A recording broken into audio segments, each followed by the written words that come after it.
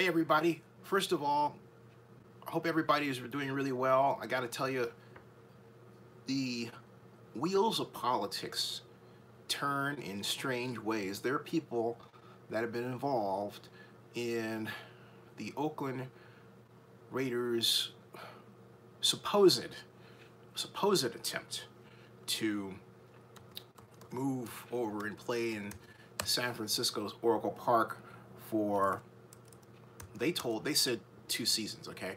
Excuse me, 1 season, okay? Hold that thought. But there have been people, political people, politicians behind the scenes that have been, on many levels, working tirelessly with respect to the, magnitude of this thing. I think tirelessly is hyperbole. I'll just say that they've been working the text lines to put the official kibosh on the idea that the Raiders are going to essentially cause the city and county of San Francisco to commit tortious interference and get in the middle of a lawsuit between the city of Oakland and the Oakland Raiders and the National Football League by allowing the Raiders to play at Oracle. Because there are a lot of issues that fold into that. Foremost among them is the California Environmental Quality Act issue, and that's political. The NFL's part in terms of territorial rights, that's the NFL. But the bottom line is, you're talking about, as I referred to last night, an area that's only 9/10 of a mile in its total length, separating Oracle Park from Chase Arena, which will open for the Warriors, who are expected to play there this fall, okay? That would make a situation where you would have the biggies, the NFL, the NBA, and the Major League Baseball playing, for all practical purposes, simultaneously, effectively moving the Oakland Coliseum over into an area that's not environmentally designed for it. Hey, John Akala, how are you doing? So, the idea that the Raiders are going to actually do a deal was put out Sunday, erroneously, as I talked about. And, folks, there was never anything. All right? There was never anything. Someone was put into play. I'll just say that. And I'll also say something else. The Coliseum deal was never off the table, ever. The city of Oakland did not pressure the Joint Powers Authority to take the Coliseum deal off. You see, when you hear that bit of information, it generally comes from someone who doesn't realize that the Coliseum Joint Powers Authority is not a party to the lawsuit that was filed by the city of Oakland. It's certainly affected by it, but it's not party to it. Now, what does a party mean? Party means you are signed on to it as a co-arguer that your something, in this case, good faith rights were violated. No, the JPA is not that. It's not part of it. It's not even involved in it from the perspective of a friend of the court position. Friend of the court is where you write a brief saying, hey, look, I don't have any skin in this game officially, but here's why I agree with it, okay? The Joint Powers Authority has nothing like that. So the Joint Powers Authority has no reason to pull an offer.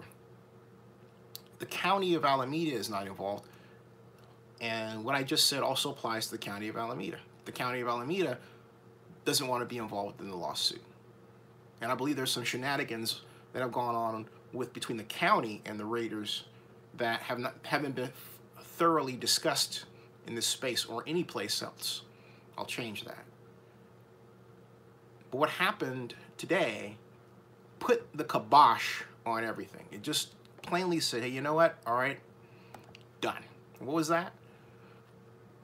San Francisco Mayor London Breed came out and said the Raiders belong in Oakland. The Raiders should play in Oakland. That's what she said. And it's good that she came out and made a public statement.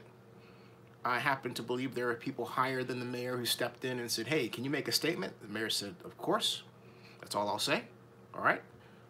She made the statement, and that cleared the path for the Coliseum to essentially wait for the Raiders to come to them. Now, the Raiders are in a position where someone said, well, it's either, hey, Anthony, how you doing? The Raiders are in a position where they could say, or they're trying to say, look, we don't want it to look like it came from us, but we want circumstances to force us to wind up back at the Coliseum. The Raiders, the way that they do business, which is such that they don't want to be pushed into a position where they say, okay, we're coming back. It's more like, well, we had to do it because nothing else worked out. That's the Raider way, okay?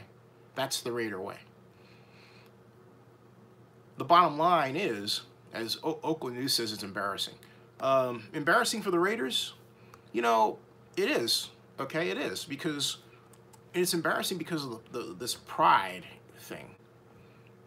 You know, they have to be so prideful, and oh my God, they've got to always have the upper hand and everything, and it's really unfortunate that the Raiders insist on conducting their business, their political business that way, but they do. And I'll say, folks, I've been in politics for a long time. That only works for so long, and it seldom works successfully. You have to understand that politics is the art of compromise. You can't always get what you want. You can't take the ethic that the Raiders bring to the playing field, 11 angry men and all that stuff, and expect that it's going to work in politics, especially not in today's environment. I've said that before, and I'll say it again. It just doesn't work, okay? It's just not the way to go. So where are we? Where are we is this. The Raiders need to get a stadium deal done. The Coliseum is actually less expensive by more than double than Levi Stadium. And so, and the 49ers have basically said, hey, look, you know what? The Raiders would have to, pure and simple, the Raiders would have to pay us to play at Levi. Now, those of you who thought that Oracle was a good idea might be wondering what else happened. Well, I'll tell you.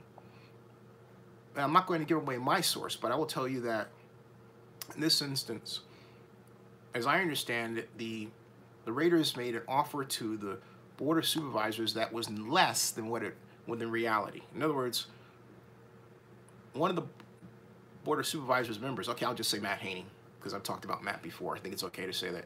Matt was under the impression it was 7 games in 1 year. I said, no, it's 2 years, and it's 12 games. That's 8 regular season games, 2 preseason, and then 2 playoff. The division championship or the wild card, and then of course the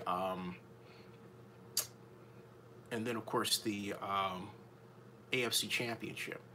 All right. So, and you could possibly under certain circumstances be looking at 13 games, but I mean, you think about the preseason and then the playoffs, okay? And so the situation is that the Raiders did not give a clear picture to the Board of Supervisors of San Francisco. And at least one member, well, Matt, when I was bringing this to Matt said, oh, that's a good point. I said, yeah. And because he was led to believe that the stadium in Las Vegas is going to be ready for 2020. I've said it before, I'll say it again. This is not a matter of a bet. This is not a matter of a wish fulfillment. It just is what it is. Las Vegas Stadium will be finished sometime in late August, early September. There's a 3-month move-in date, and that comes from documents that were done by the Southern Nevada Tourism Infrastructure Committee, the organization that formed the plan for the stadium, the preliminary plan for the stadium to begin with, what we call the pre-development phase plans in architecture and urban planning parlance. So it's been out there for quite some time. All anyone had to do, as I've done, is look at it and present it and mention it again and again and again. But what's happened, and this is where a lot of you get harmed, is the way modern media is done. You have people in organizations that simply want to trumpet what they're told, and they say that's journalism, and it's not, rather than dig and place themselves in a position where the sports organization may say, hey, you know, we're going to deny you access because you didn't write this. But that's wrong, okay? That's wrong. And there are a lot of reasons why it's incorrect to assume that many sports organizations are not going to let press people be press people, all right? The people want to know the truth. I'll get off that soapbox. Now, and the truth in this instance, you've got the Raiders who have until, I think realistically now, they need to really get something together. The Coliseum proposal that Scott McKibben turned in originally last December actually had it was kind of weird, all right? And what Scott said was, okay, I've got I'm asking for $7.5 million, but here's the deal. I'll knock off, and I'll get to your questions. I see your questions lining up there. I'll knock off. I want $7.5 million, but I'll knock off a few million, maybe knocking it down to not $5 million, maybe $4 million, because we filed the lawsuit. In other words, if we how was it? Yeah, if we win the lawsuit. On the other hand, if we lose it, we'll still knock it off, right? So it's kind of a situation where, as I looked at it, I'm thinking, well, gee, all Oakland Raiders president Mark Bedane has to do is say, hey, you know what? I'll just take the lower version, period. I mean, the lawsuit's already active, and why don't we just make it simple, right? Okay? So, so there we are. The negotiations and the conversations did stop. They stopped about 5 weeks ago, but they didn't stop like, Bedane saying, hey, McKibben, I'm not going to talk to you for a few weeks. They just sort of stopped, all right? But the deal was never off the table as far as the JPA was concerned. As far as McKibben was concerned, there was always a deal to be done, as he put it to me one day, sitting on the Raiders' desk. There you go. Now, let me do one thing here. Turn this off. Got it. Remote. Okay. That should, nope. Tip down. So I'll get this off. So I'm trying to just turn this off. Hold on a second, folks.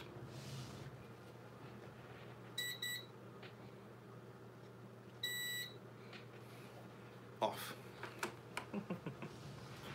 Hot enough. All right. Okay.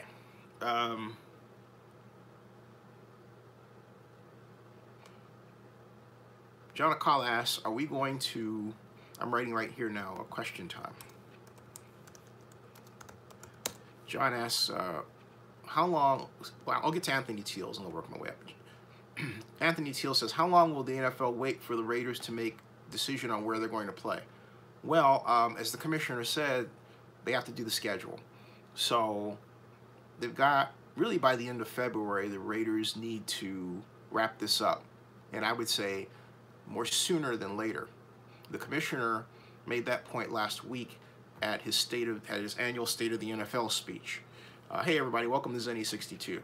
And Anthony, John Akala says, are we going to have to wait a while still before Raiders commit to Oakland in 2019? No, and the reason is simply that rather than the Raiders causing the city excuse me, the Joint Powers Authority to wait, they're basically holding up two organizations, the Joint Powers Authority and the NFL, okay? So, the Joint Powers Authority and the NFL. So, the NFL has to do a schedule, and you can't put a schedule together if the team is going to be moving from the city that they have commonly played in, right? Something else too, I've said it before and I'll say it again. The Oakland Raiders enjoy $9 million in subsidized game day expenses last year alone, present value totaling $207 million. $207 million. Hey, if your stream buffers a bit, refresh the screen, okay?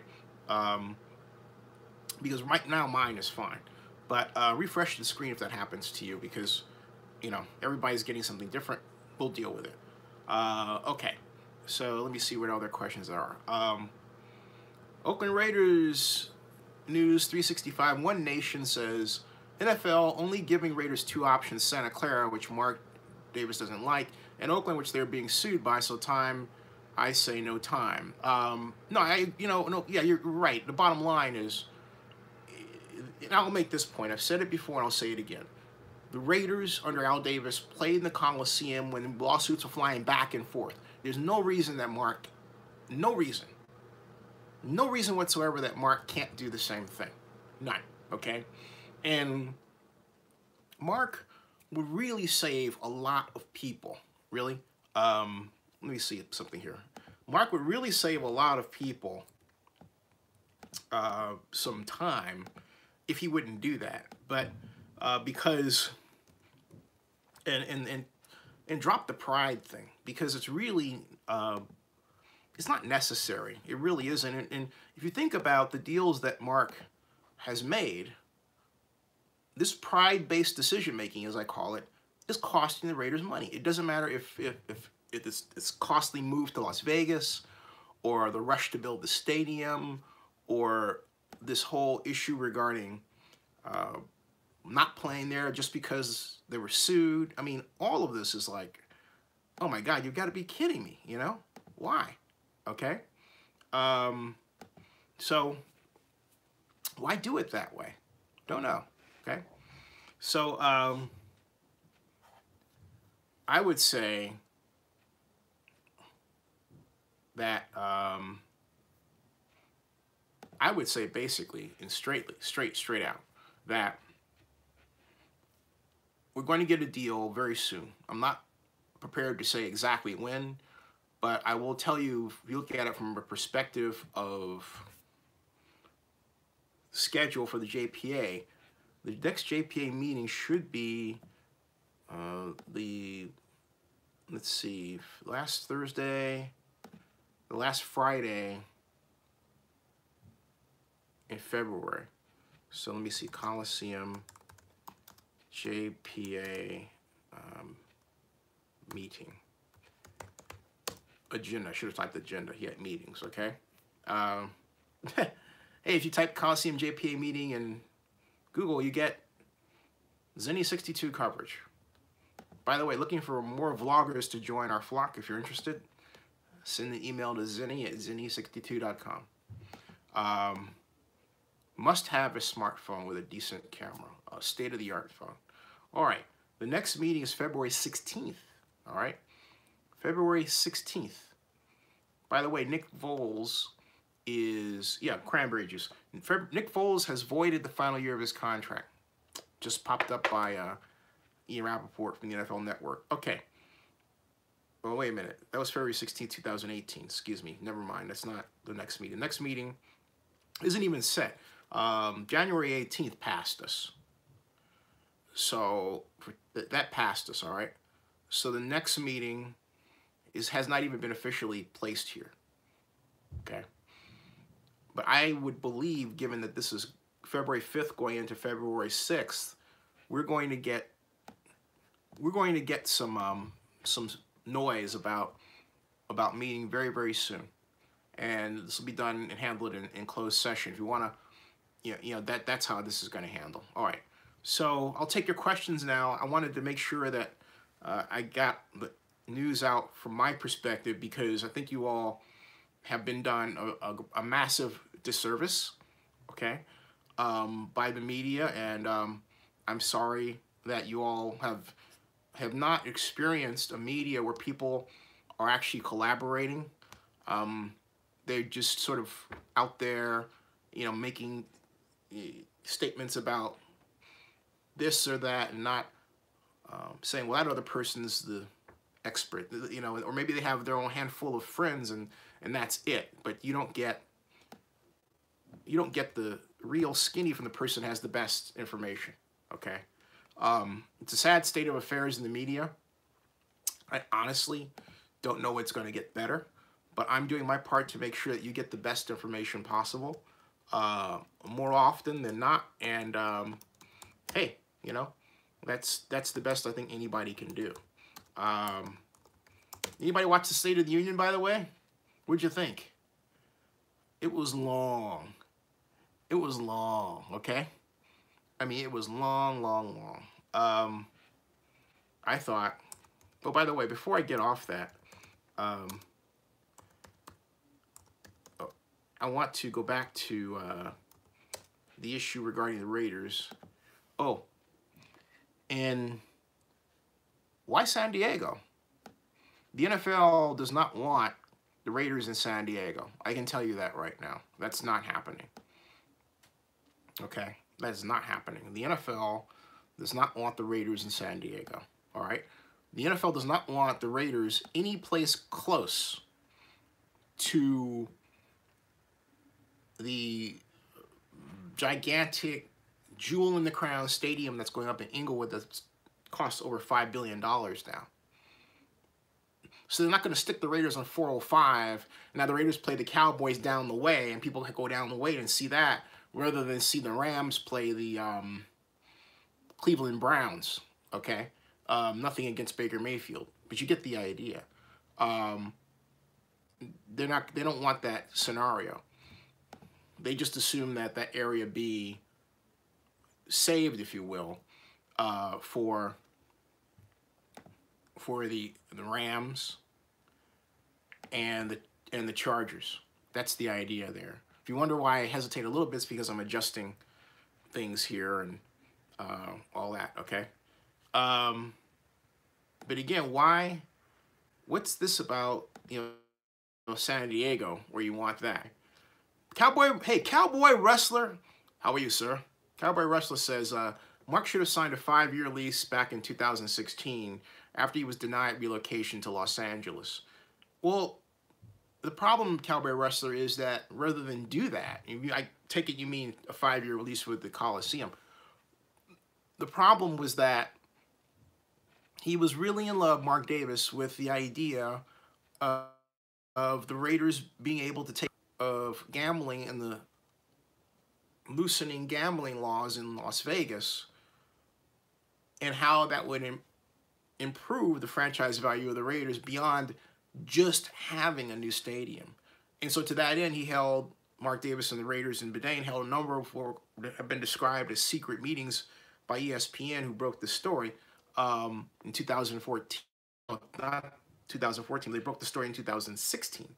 But they held, 2017, but they held a number of secret meetings, the Raiders, with a professor from UNLV who wrote a really detailed document on how gambling can be done by the NFL. He addressed all of the issues, some of which came up when the Saints hosted the Rams, and you had that no call that should have been a call, and how you deal with that kind of controversy in a betting atmosphere, all the way down to equipment and everything else. I was very, very impressed with what I have read.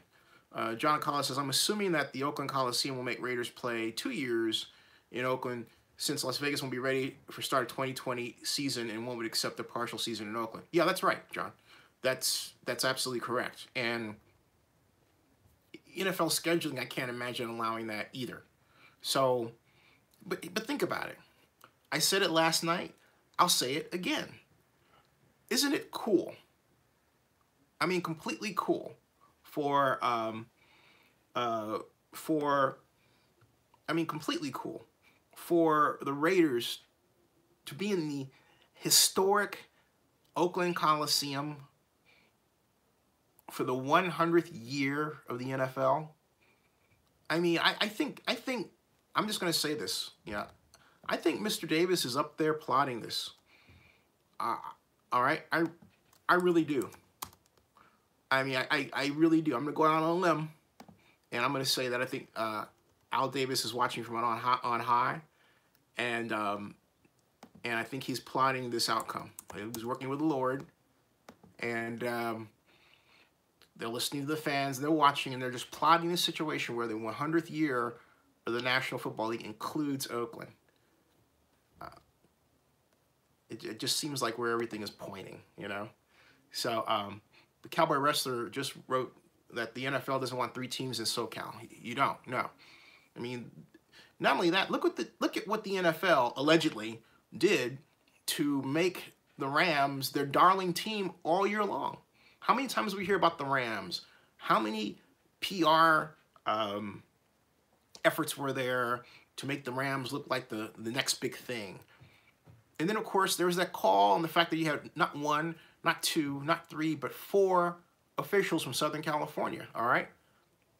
So you say, why do all of that? To increase the Rams' franchise value, to make them an elite NFL team, as opposed to this poorly valued team that they were considered to be when they were in St. Louis. Just being honest. Just being honest, all right? The NFL has moved heaven and earth to engineer this outcome. I don't like it, but that's what they've done. They had a plan originally for, they wanted the Raiders in Oakland, but the other problem was between Mark not cooperating with the city of Oakland and the city of Oakland, to be honest with you, handling this in a way that was inept. All right, I'm not saying the city did things completely right. The city should have had a task force, should have had a funding plan lined up, should have had the investment banking firm that I got for them, Piper Jaffray, rather than an investment banking firm that had basically almost no good track record in doing this. Not that they didn't have one, but you know, nothing against Fortress. But hey, look, Fortress was not and is not in terms of sports financing Piper Jaffray. Just saying, okay? I got them Piper Jaffray. So they could have used Piper Jaffray and kept on stepping. Talking about the city of Oakland. There's a lot we could have done. And then before that, let's go back to 2013 when we had Oakland Mayor Quan. And I don't know if any of you are watching, but you remember the whole Prince of Dubai jazz where the Prince of Dubai was supposed to have all this cash, and it turned out the Prince of Dubai was never involved at all. And then Floyd Kephart supposedly had all this money, but as Larry Gallegos with the city of Oakland told me that he oversold his financial capability, did Floyd Kephart.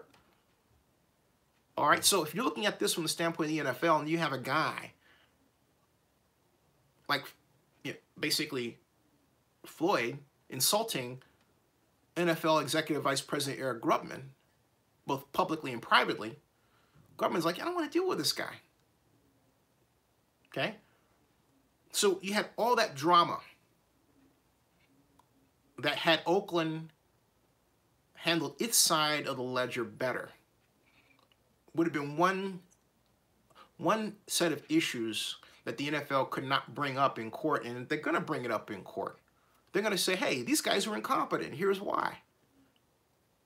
It doesn't mask the fact that the Raiders did not act in good faith. Arguably, the Raiders didn't even act in good faith with the NFL. Okay, we can talk for a long time there. There were owners that didn't know what was going on. Just being honest, okay? I mean, you want to talk about a messy state of affairs? You should look at that, all right? And then Cowboy Wrestler says, my point is Davis should have given Oakland a 5-year window to get some kind of deal done with regard to a new stadium. But Cowboy A Rustler, how can you deal with somebody? I mean, he should have done that, but he should have been also willing to work in good faith, okay? He wasn't working in good faith. Look, let's go back to 2016. The city of Oakland was already a year removed from being bamboozled the first time when the NFL itself had said, in the face of the Chargers and the Raiders, oh, we just have this stadium design as a placeholder. A what? A placeholder. That's what they called the original Carson Stadium design, the open-air version of what's going on up slowly in Las Vegas. A placeholder. But it wasn't a placeholder at all. And as Mike Lowry reminded me, because I pointed this out some time back ago, the reason you would say, why did the NFL get so hot for Los Angeles all of a sudden? And the reason why the NFL got so hot for Los Angeles all of a sudden can be summed up with a 2-word name: Steve Ballmer. That's right. Hey, welcome to Zenny 62. Steve Ballmer, the now former Microsoft chairman, bought, as many of you know now, the LA Clippers for $2 billion plus. It was $2 billion, all right? And that gave everybody pause. It was like, what? The Clippers sold for that in the LA Basin? And so the owners was basically saying, why aren't we there? And I remember running in, there was a lot of chatter about, hey, you know what? We have to have an NFL team there. Maybe it's Jacksonville. Who's next? Maybe it's the Raiders. Who's next? So there was a lot of behind-the-scenes NFL political jockeying for position, right? This was back in 2012 going into 2013.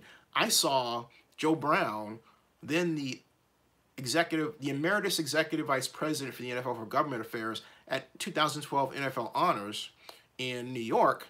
And I said to Joe, I said, hey, Joe, that's because, you know, this New York Super Bowl was there, right? And I said, Joe, I understand that you're going to be putting together a group to guide relocation. I want to be in charge of it, because I knew if it wasn't handled incorrectly, there are a lot of political mistakes that could be made. And there have been, all right? I'm just being candid with you. I mean, I love the NFL. Okay, I really do. The NFL's been good to me personally. So it's helped me build my business. And that would have been a fun engagement for me. And not I mean for pay, I mean a job, okay? I mean, just, hey, I'm not going to do that for free. Come on. So, all right. But my point is, the writing was on the wall back then that some NFL team, in some kind of way, was going to be in LA. And the NFL had already entertained a number of deals. And remember, this isn't the first time we had this conversation. It goes all the way back to when I was trying to bring the Super Bowl to Oakland, and we were waiting for what was going to happen between LA and Houston. This was like 1999 going to 2000, right? And I was head of the Oakland Super Bowl 39 bidding committee, which I started. And so anyway, excuse me. To make a long story short, the late Bob McNair, rest in peace, great guy, outbid Tom Cruise's agent and basically the father of packaging in the agency business for actors and actresses, Michael Ovitz. Ovitz could put up only as much as $550 million. McNair just said here's $750 million because he just sold his cogeneration facilities for like $1.4 billion, right? And kept on stepping. So when he did that, it closed out LA for a while, okay? A long time. But then the whole deal with Steve Ballmer buying the Clippers came up, and it put LA on fire. Prior to that, the only thing that was comparable in terms of getting anyone's attention was Farmers Insurance saying, we'll put $700 million in naming rights for a stadium you don't even have built there. And this is going to be in downtown. The stadium concept, I thought to this day, is really cool. All right. I'll get to your comments. Joseph Armendura says, Rams lost in Super Bowl because the NFL crow barred them in. It's karma and karma versus because they kept them out of A because the Raiders are the people's team. Maurice Keith says Davis is not an entrepreneur. He let something or other, and he retracted his statement. Hey, Maurice. John Acalis says, when you get the JPA and City of Oakland paying for your game day expenses, that should really get Raiders to jump at that deal. Davis is just stubborn. Yeah. You can't get that kind of deal anyplace else. And not only that, the impression the Board of Supervisors had was, some of them was, oh my God, this is 1 year and we're not going to have to pay for anything. They have to pay for security. All right? So, no. It wasn't a good deal. It wasn't a smart deal all the way around. Maurice Keith says, Fortress, which is now owned by SoftBank, yes, should have been in play, but Mark is a stubborn mule. Yeah, I mean, Mark wanted the gambling thing. And not only that, I'll tell you this story. Because this really pissed me off about the whole thing, all right? Love Fortress, love the people. But what they did was, toward the end of the negotiations, that Fortress started what I call the jacket deal approach. You got this big jacket, right? And it's got all these different tools in it. Well, I got a tool for this, and I got a tool for this, and I got a tool for this, right? And so what they would do is say to Mark Davis, hey, you got a bond issue from Clark County? We can give you a specialized private bond issue ourselves. We can basically do here what they did in Vegas. And I said to Drew, that's not how you do it. You had a structure that worked better in terms of providing liquidity for the football team, all right? That's what Fortress did not get. If you're going to do a deal, all right, at least do it so that you provide liquidity for the football team. The idea of having, 2 hotels set up with a net operating income was you had liquidity just rolling in as part of the stadium and all these other facilities around it, okay? And someone says, well, you're asking the football team to get into the business of being a hotel. No, I'm not. You hire the hotel as a development consultant. It's been done again and again. And you hear that? You hear that? That's the sound of somebody talking about that kind of deal right now. It's common. So when you do